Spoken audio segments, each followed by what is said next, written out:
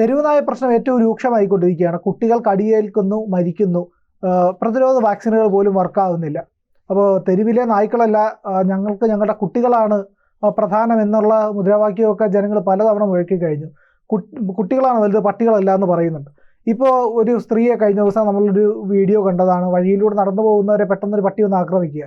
തെരുവ് നായകളുടെ എണ്ണം വലിയ തോതിൽ വർദ്ധിച്ചിരിക്കുന്നു. ഹൈക്കോടതി ചോദിക്കുകയാണ്, ഈ തെരുവ് നായകൾ കടിച്ച ആൾക്കാർക്ക് പരിക്കേൽക്കുന്ന ഒരു സംസ്ഥാന ദുരന്തമായിട്ട് പ്രഖ്യാപിച്ചു, അപ്പോൾ അവർക്ക് നഷ്ടപരിഹാരം കൊടുക്കാൻ കഴിയുമല്ലോ. കോടതി അതിൻ്റെ അങ്ങനെ ചെയ്താൽ അത് സമൂഹത്തിനുണ്ടാക്കുന്ന ഗുണം എന്ന് പറഞ്ഞാൽ അവർക്ക് നഷ്ടപരിഹാരം കിട്ടും എന്നുള്ളതാണ്.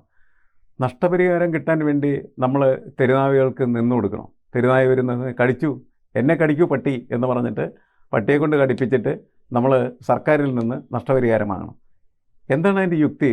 എന്താണ് കോടതി അങ്ങനെ ചോദിച്ചതെന്ന് എനിക്ക് മനസ്സിലാവുന്നില്ല. ആ തുകയുണ്ടെങ്കിൽ പട്ടികളെ ഒഴിവാക്കാൻ പറ്റുന്ന സംവിധാനം. യഥാർത്ഥത്തിൽ എന്താണ് ചെയ്യേണ്ടത്? തെരുനായകളെ ഇല്ലാതാക്കുക.